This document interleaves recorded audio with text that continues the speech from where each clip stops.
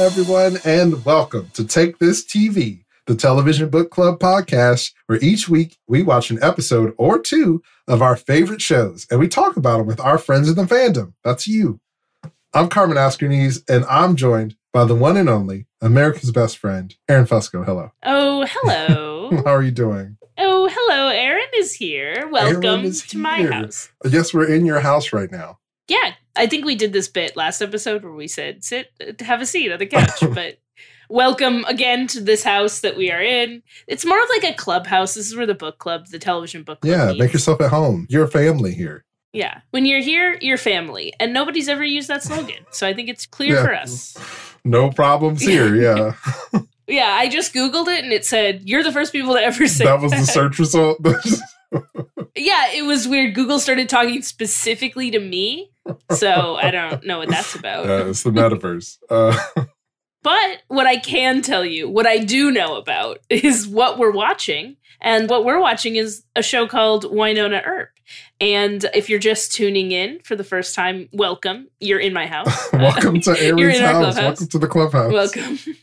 And we will be discussing episodes 11 and 12, the two right before the finale episode, which Carmen had to promise he wouldn't skip ahead. I'm so tempted to do. I know. Well, as soon as we stop recording, you can jump on in and watch it. But yeah, we like him to stay fresh. And so if you need to watch those episodes, pause right here, go and watch episodes 11 and 12 so that you can come back and participate in this discussion in your car or your house and just sort of like shout at us as some of us misremember entire plot points of episodes. I mean, she's talking about you when she says that, by the way. Yeah, sure. But we love you anyway, so let's pause. Welcome back. Thanks for watching the episode. Welcome back to the house, to Erin's house. The clubhouse is in Erin's house. It's in my backyard in a tree, much like Willa lived in a tree. That transition, hell yeah.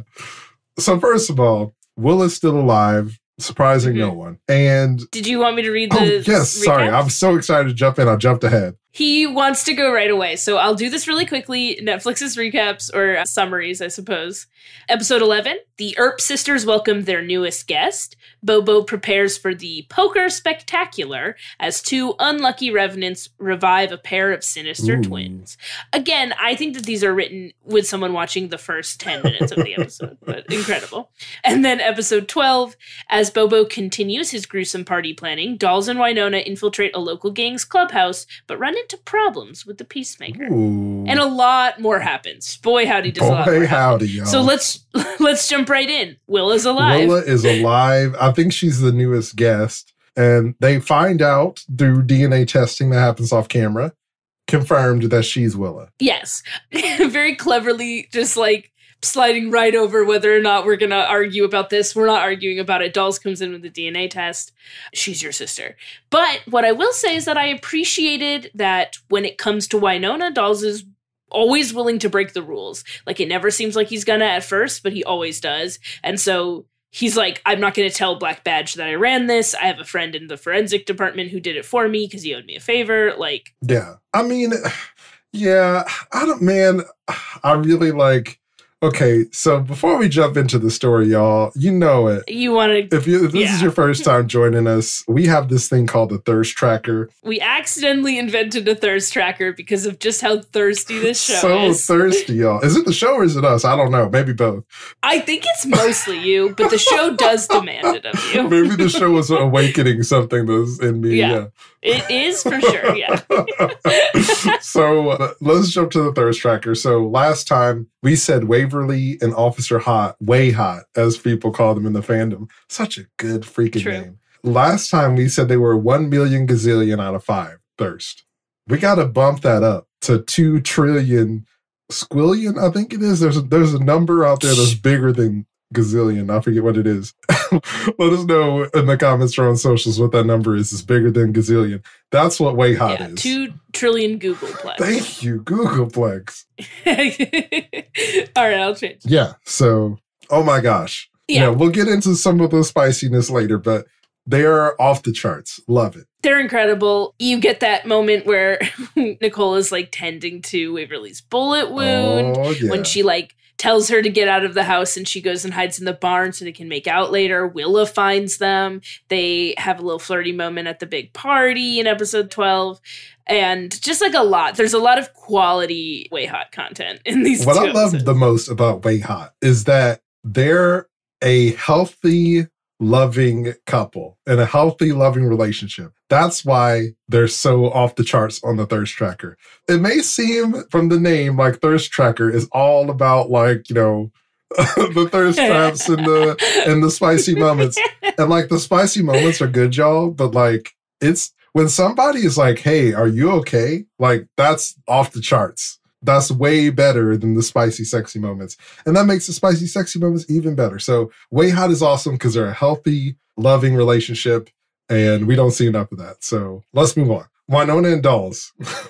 So for me, last time I said 1 out of 5. Yeah, you're over it. I'm over it, man. The swirl is not enough motivation. Dolls is just like, and they even, okay, I'm sorry. I said we were going to hold off on the story stuff. I just want to bring this up because we're talking about the two of them. There's a moment in episode 12 where Dolls finally says, I need you.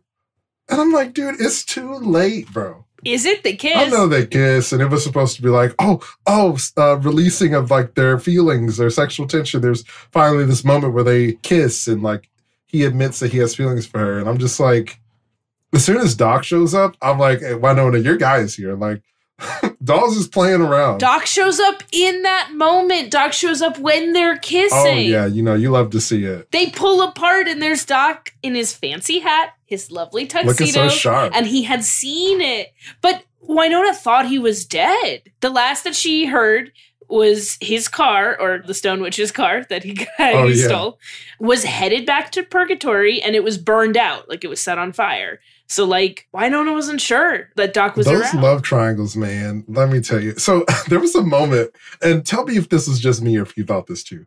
There was a moment where Doc was there, and he took the drink from Wynonna's hand and, like, kind of leaned in some, and I was like, are they about to become a throuple? But that wasn't the case. So, I misread that moment. Erin's making a face like, no, it was just you, Carmen. I'm not sure that moment reads as a throuple, but as I've said before, the correct solution to a love triangle is probably a throuple. As long as you like all sides of it, then it's the correct solution. I just think that, like, I don't know. I thought when Dolls was like, I have to show you something in one of the episodes, I was like, all right, he's going to take her someplace romantic, and he's going to be like, oh, Wynonna, I love you, and I'm actually sensitive under all this toxic masculinity. But nope, it's work. And I'm just like, I'm over this dude. Yeah. Actually, Thirst Tracker, we said we weren't going to do it, but 0 out of 5, y'all. Oh, you're so done over with Dolls, it. even though they kiss. This is one of the main driving factors for conflict in this season, and I think next season, maybe. I'm done with it, dude. I'm over Dolls, man. But he's got work to do to win me back. He really is. Really losing. Yeah, so he's really losing you. So next on the Thirst Tracker, we got Wynonna and Doc. Last time we said 8 out of 5. I think they're 10 out of 5 now. Yeah, I know. You love Doc. Which is, of course, the correct answer, because I also love Doc. It's just objectively the correct answer. I just love him so much. That cowboy is incredible. Everything about him is perfect. He's good. I was actually the opposite when we started. I was all Dolls. I know you did not like him. Yeah, no, but he won me over. I mean, like... It's that southern charm. It's the southern charm. It's that, like, lovable rogue aspect of him. Yeah. I also think that he has agency. And Dolls just feels like... And I mean, y'all probably could have guessed this, but I'm just going to come out and say it. Like, cops, police, that's a big red flag. No for me. I'm not here for that. So Dolls already has that going against him. And now just like being kind of like, he just, I don't know. He's not Doc. So Doc is what I'm here for. Let's move on. So Wyatt and Doc. you can't even. I mean, listen, I love Doc. Not that I think Doc is like, I don't necessarily think he's like a good person always. Like, he's so clearly done things that are terrible and wrong, but like boy, does he love Wynonna. Just like immediately and without apology for it. Just like we'll get into it as we talk about Juan Carlos and we'll talk about the other things that happened in these episodes.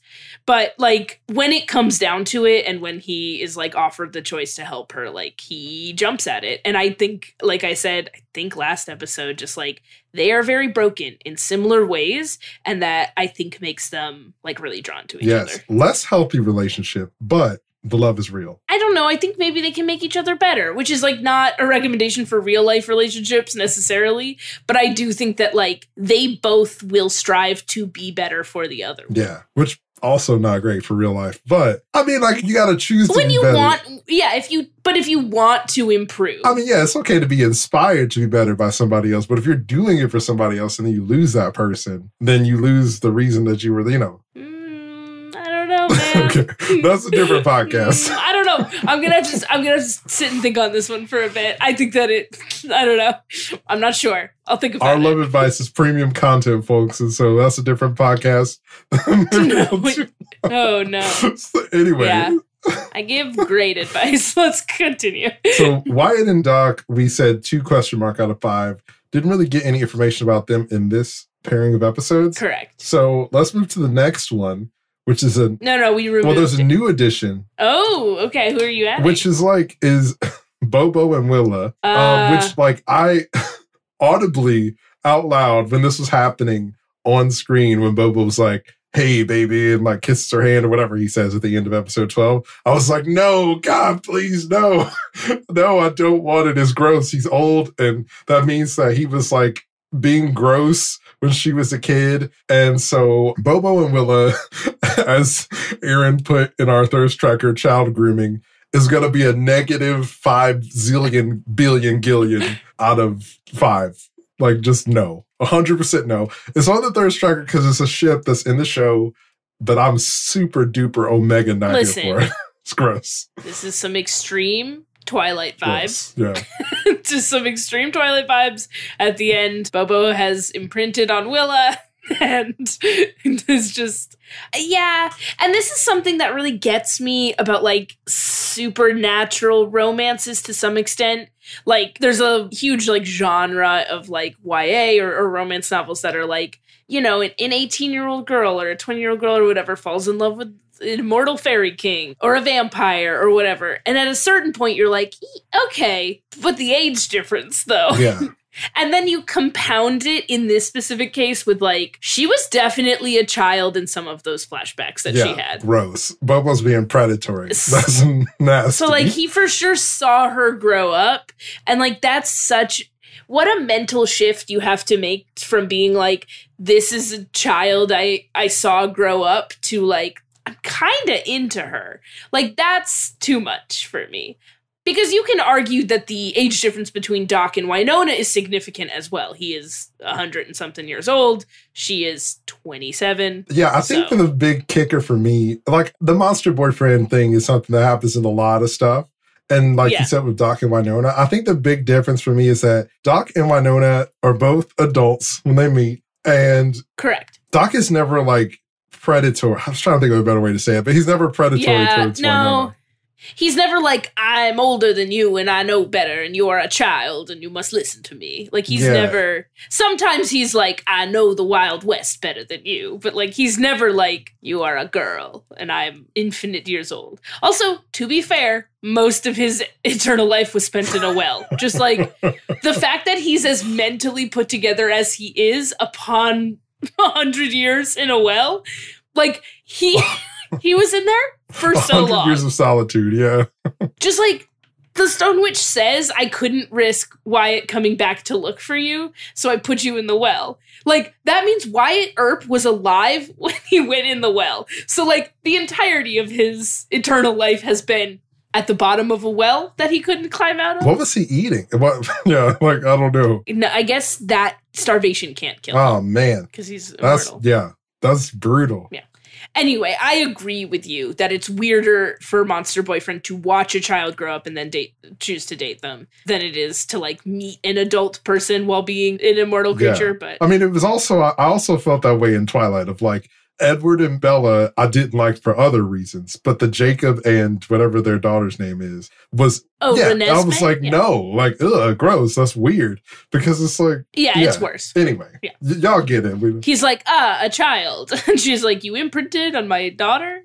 And he gave her the Loch Ness Monster nickname? Gross, weird. Yeah, you get it. We don't need to belabor the point. Y'all get it. Yeah. We are all there. But let's get into it. Let's get into the episodes. Episode 11. So, okay. I don't know. I like rogue characters. And so I knew that Willow was going to show up and be bad when she showed up because I've watched television before. And I think you said it. Honestly, I think you said it in one of our episodes where I think you said, they keep mentioning Willa. I don't think she's dead. And I think she's a villain. And I was like, interesting that you say this. Well, yeah, because I feel like the only time there's a character that dies and that doesn't come back is Uncle Ben. Like, if it's not Uncle Ben, that character's not dead. They're coming back. So anyway, when Willa goes off in the bar and just freaking shoots that guy, Willa was like, a lot of the stuff Willa did in these 2 episodes made me happy because there was like, in my mind, in some of the situations Wynonna has been in the past, I'm like, why doesn't she just kill them? Like, I know that like, oh, the people will see consequences, whatever, but it's like, just do it. And then you can figure it out later. And so like seeing Willa kind of go rogue, it gives you a bit of insight of like, oh, this is why that's a bad idea. And this is why Wynonna didn't do that because that's reckless and so on and so forth. You immediately regretted wanting Wynonna to do it. Yeah. Well, I mean, I also think that like some of it is like grounding the story in the real world. Some of like when we're watching Wynonna do it, you know, she's a hero. It's going to work out. And so you're like, you know, I'm the protagonist. Just like bust a cap at him. It'll be fine. But seeing Willa do it makes you realize that like these characters don't know, like she doesn't know she's the protagonist. She's just a person in the world and she's just trying to make it. And it makes the world feel more real. So I thought that was cool. I don't know if the like sister twins were supposed to be vampires. No, I think they were supposed to. I mean, they're obviously revenants, but I think they had like succubus powers. Okay. Where they like just enthralled men. Which that like dude who goes in the hotel. Well, first of all, the mayor being like, oh, this hotel is to die for. I'm like, obviously this dude has never engaged in any kind of media ever, like book, movie, podcast, whatever. Because I would be like, if somebody said that, I'd be like, I'm not going to go. It's a trap. Yeah, but you're also not like an incredibly wealthy straight white man. This is true. Where he's like, sounds good. Nothing bad can happen to me. I have money. I'm invincible. Yeah. Yeah. Also, like the fact that he opens the bathroom door, there's blood everywhere. There's blood everywhere. Yeah. Women in there who don't have blood on them. And he's like, ooh, let's get down. I'm like, you're an idiot, dude. I mean, he made eye contact with them and did immediately get entranced. He did get entranced. I forgot about that, yeah. I'm gonna listen. We clearly weren't meant to feel that bad about him getting eaten because, like, they were like, look, he's not a nice guy. Like, don't feel bad about it. He's a rich, mean guy. But, like, I can't fault him for not running because he did immediately get, like, ensorcelled. I mean, it is also the horror movie thing of, like, oh, let me see, what was that noise? Like, you know. But he got eaten. And then the succubus sisters immediately got done in after that. So he got his whole penis bitten off by the succubus all of his sisters. Business got eaten up. But again, like, it's just how straight up horny the show is, where they're like, we're not even going to pretend anything else happened. We all know what happened here. I was laughing out loud when that happened. I know. Yeah, I was like, this is some comic book ass shit. It is. And I like that about this show. We like that about it. So funny. Okay, and so then what happens? So then we're with Wynonna, and she is helping her sisters and talking to Willa, and Willa starts to get a flashback of their father training Willa about how to shoot Peacemaker, or how to shoot a gun.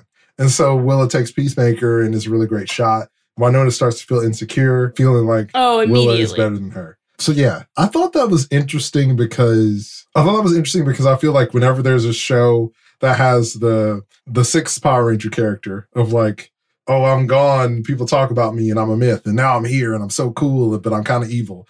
They always make it like my character's evil, the good guys help them become good, and now they're best friends. And so I think it's interesting to see the contentious relationship that the sisters have with one another. It felt like I don't have any siblings in real life, but if I did, I would imagine it'd be kind of like that of like, you know, I'm happy that you're not dead, but also like, I remember when you tried to make me walk on this beam as a little kid and you're kind of a jerk, like what Waverly said. And I thought that was cool. As a sister with two sisters. Oh, yes, tell us.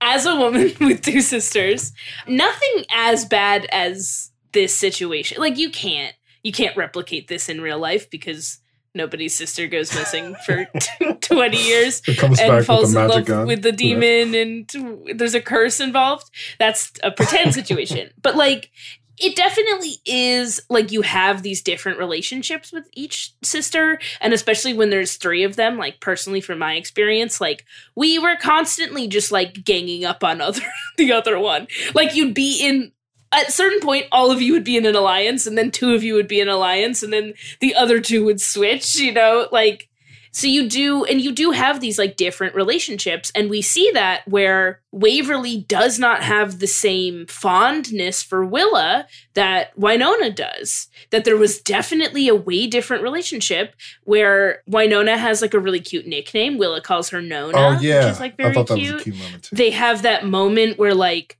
Willa goes out to meet her in the barn and she like apologizes and they like hug and she's like, I missed you. And like we've always been two peas in a pod, and they have this really close relationship. And like Wynonna having her big sister leave and then having to become like going through all of the trouble she went through and now having to be that big sister role for Waverly was like a lot of pressure. And so like, I think it's nice that you see like now that Willa's here, yes, she feels replaced with her being the heir. Like it's not something she wanted to do, but she felt like she was getting good at it. She felt like she had a purpose, and now Willa's here and she doesn't know what to do. But at the same time, like her big sister's back, and there's like a little bit of that relief of like, there's somebody else I can rely on, somebody older than me, somebody I can rely on.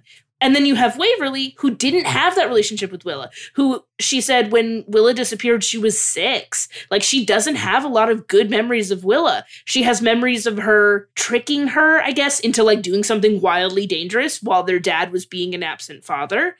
In order to, like, keep her quiet about Waverly breaking the rules. Willa's like, I'll keep it quiet if you do something very stupid. And she said, like, oh, that doll that's missing an eye is actually mine, because my sister liked to take my toys and ruin them. And Wynonna apologizes, but Waverly kind of mutters, like, not the sister I was talking about. Like, you see what a different relationship that these sisters had with each other. And then Waverly's dealing with that guilt as well, being like, I know I should be happy that my sister is back, but, like, I don't know her, and the memories I do have of her are not fond. Yeah. And I mean, we talked before about, like, how good the writing is on this show.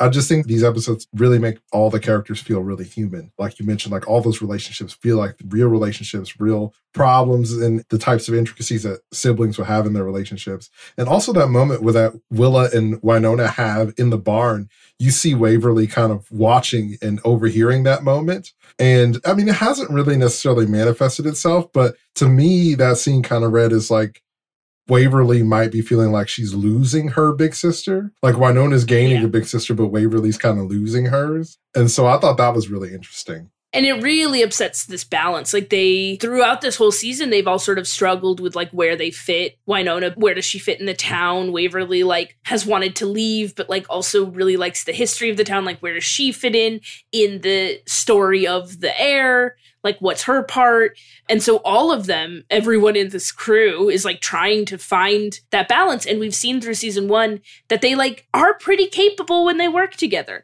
When you see the team come together, when they're all unified for a common goal, like they found a way to work. And now Willa's here and it's upsetting everything. Peacemaker's fritzing out on Wynonna. You got Willa like stressing the relationship between Wynonna and Waverly. She knows now about Nicole and Waverly, and Wynonna doesn't know. So there's just sort of like this threat of like Willa knows something Wynonna doesn't, like looming over that as well. Oh my gosh.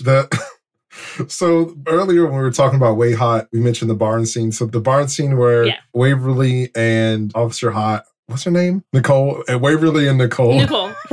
Hot is such a good name that I'm just like, what's your first name? Waverly and Nicole are having this really romantic moment together.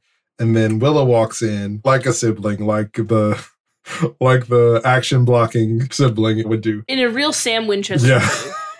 Just immediately walked in to block the relationship. Yeah. But like she says something that's kind of bigoted, and I thought that was, I mean, for me personally, I think that like, especially if there's a character that you're trying to have like a redemption story for, I just think just because of the world today, like I don't think that like having bigoted or racist or sexist characters is like fuck those people, right? That's kind of how I feel about it. But I mean, the show's older. And Willa spent her childhood not learning about the outside world and living in a treehouse. So in a treehouse in a cult. So, with a demon boyfriend. Yeah. I will say she didn't say the worst. She said, "I didn't know you were a gay," or something. It could have been worse. Yeah, she did say. Yeah. Like she struggled with her words. It definitely could have been worse. But I do think that it was intentional because I will say for this actress's performance is incredible. With like you believe to a certain extent she doesn't know what's going on, but there's always in every one of her scenes you're always like something's off. Yeah, something's like going down. Like you mentioned about the actress, I think she did a really great job of like sort of being the duality of the character. And then by the end of episode 12, when the reveal of like, oh, Willa's and Bobo are a thing and they like got some kind of plan together, it makes you wonder like, did she really lose her memories? Or like, well, I mean, we saw the flashback, so we know that to some extent, maybe I guess maybe that doesn't necessarily mean she lost him. But the moments where she kind of like, where the persona broke, the mask broke a little bit and she was more aggressive or more, abrasive. It makes you wonder, like, has this all been an act just to set this up? And so I thought that was really cool. I thought the actress did a really great job. And the writing is really strong for the characters. But that moment, like, that felt like her being hurtful on purpose to Waverly.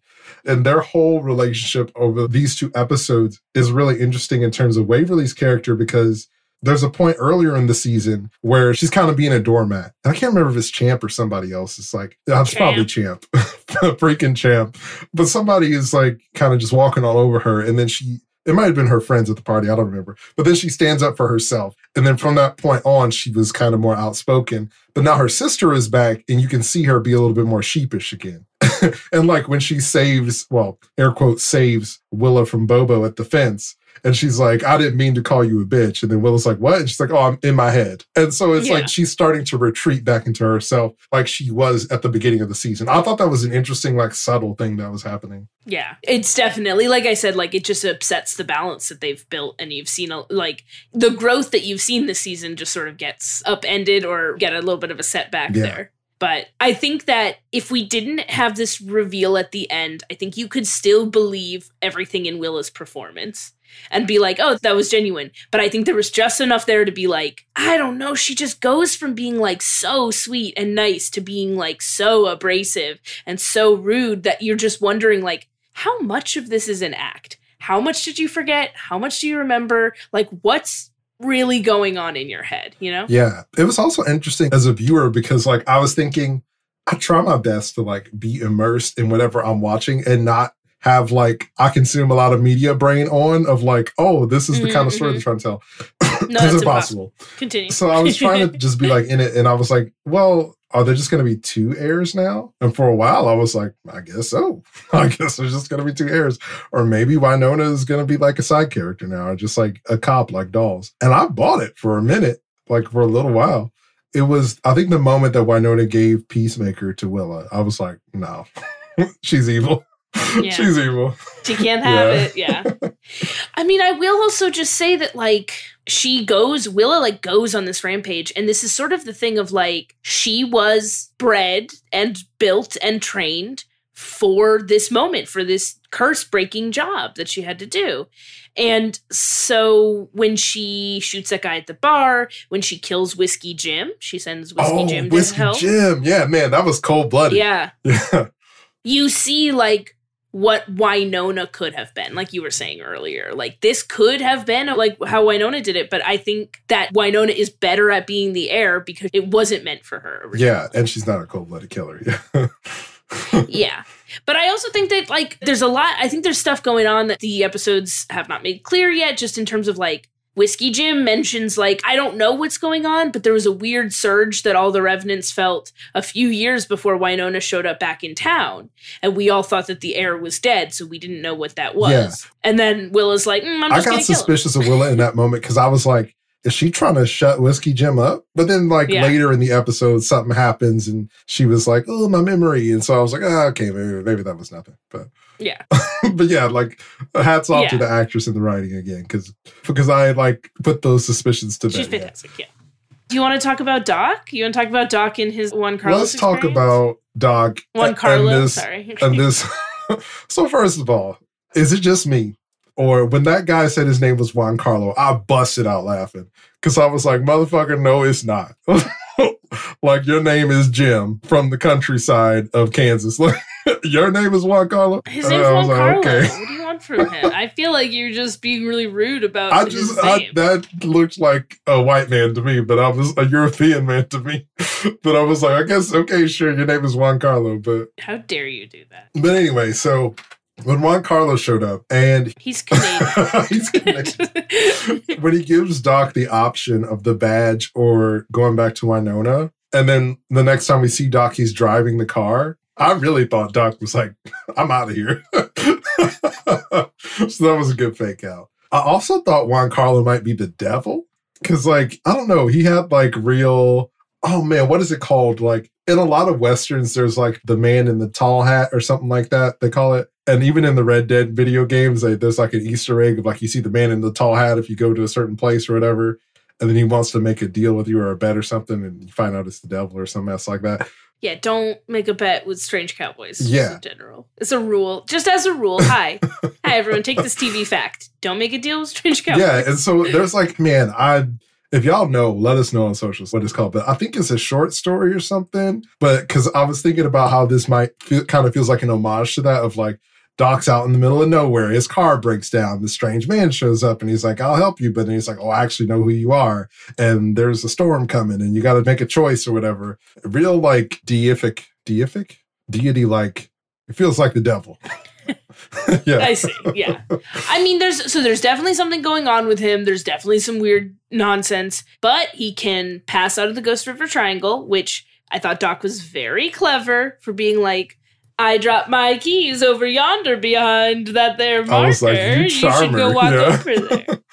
Incredible. Just to check if he's a Revenant, which honestly, you gotta. Everyone who talks to you in Purgatory, you gotta do a Revenant check at this point. So many Revenants. And then he teleports into the truck. He has Wyatt Earp's badge, the Marshal badge. Yeah, the one that Doc burned. That Doc threw in a fire, yep. So there's a lot of mystery. Like, he definitely is some sort of supernatural thing, but we don't know much about it. But he did tell Doc to go back to Wynonna. Whether or not that was a good thing, I mean, he did get immediately kidnapped. We do know he's not a Revenant, though. That's what we do know, yes. And so, which brings me back to my other thing of maybe he's the devil. Because also, like, and I mean, like, maybe I'm way off the mark, but like earlier in the episode, I think it's in episode 11, Wynonna says, like, yeah, we fight monsters or demons or something like that. And then Willa is like, Beelzebub or Lucifer? And she's like, no.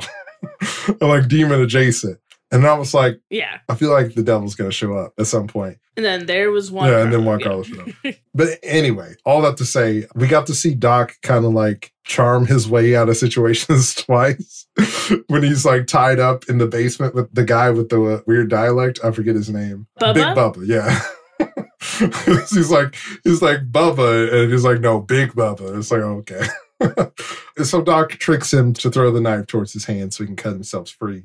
Was Bubba a Revenant? Yes. Okay, so when Doc stabs him through the throat, he's not dead. Like, he'll come back. I don't believe so. Yeah, I mean, he works for Bobo, and he's kind of insane, so that speaks to Revenant to me. I'm not sure that it's been confirmed, but I imagine he is. So he's developing some kind of acid that makes you, like, feel like you need to escape by any means necessary. And so, like, he had the guy trapped in the cube. He put the acid in there. The guy tried to get out. He couldn't. So the guy stabbed himself to die so that he could escape the feeling of the acid. Yeah, I think it just makes you, like, want to claw your own face off, because we saw that with the woman earlier in that part, too. Like, she didn't try to escape. She tried to, like, claw her face off. So I think that it makes you like want to hurt yourself or others. Is Wynonna Earp, was it published by DC? This is like a random tangent. I don't believe so. Well, DC Comics did this like event book, air quotes, called Deceased. There was like some kind of thing where it was like, there was supposed to be zombies, but it was a similar thing of like you get infected with it and you like claw your face off because it makes you go mad or whatever. And so, yeah, real comic book kind of shit. It was okay, cool, dope. Heck yeah, indie comics. But anyway, so yeah, so Bubba puts that kind of stuff, Bubba and Bobo put that stuff in the drinks. In the champagne. Champ is the first one to like start going rabid. He downed it because he was very drunk immediately and confronted Nicole about Nicole knocking Champ out was like, oh incredible. Man, he had it coming all season long. We stand a protective woman. He's the worst, man. Yeah. And there was a part of me that didn't feel bad for him. but I was like... He's at the fancy party in a tuxedo t-shirt. Oh, yeah, like, I forgot about that. Yeah. Like, we're done. We're over Champ. We're done with Champ. We're over Champ for Waverly. We're over Champ as people. He was so 2002. Yeah, we're done with him. Yeah. So anyway, so Champ starts going rabid. And then the other party goers realize that they've been poisoned as well. And Bobo's like, bring me Wynonna, dead or alive, and I'll give you a cure. I only have one. And so people start like swarming toward Wynonna and the crew. Meanwhile, Waverly is trying to escape with Willa. And that's when Willa breaks away and we find out that she and Bobo are in this together. Setting up for the finale. Honestly, like, I feel like Bobo and Willa are going to get away and we are going to like go outside of purgatory for future seasons. It's going to break the ghost. Yeah. We learned is that the lead, literally we need the heir to lead the Revenant out willingly. And that's what we learned, that the Stone Witch saying she lost the lead was because Willa had escaped or was taken, I guess, by Lou. I'm not entirely sure which. So Constance had lost that, and then Willa's perfectly willing to do it because of the aforementioned grooming. And that will break the hold that the Ghost River Triangle has on the Revenant. Oh, one thing I forgot to mention before is like during the flashbacks and just kind of from like what we've learned throughout the season, we learned that like the Earp's dad, like he was kind of a bad dude. He was kind of a drunk. He was not the best dad. And he was making a deal, it seems like, with Bobo for his own greedy purposes. Because Bobo is even like, why are you doing this? This seems suspicious. And it's like, okay, well, if Bobo thinks you're being weird, then like... this dude is up to something, so. Yeah, I think it was alluded to in an earlier episode, too, where Bobo was like, I quite liked Ward. I did not have a problem with Ward. And they had struck a deal, which is why Bobo was mad at the Seven for, like, taking Willa when they did, because he had made a deal with Ward that Ward would lead him out in exchange to keep his daughter safe. He's like, I don't want this for my family. I will help you escape the Ghost River Triangle, and that's not my problem. You just have to not to attack my family.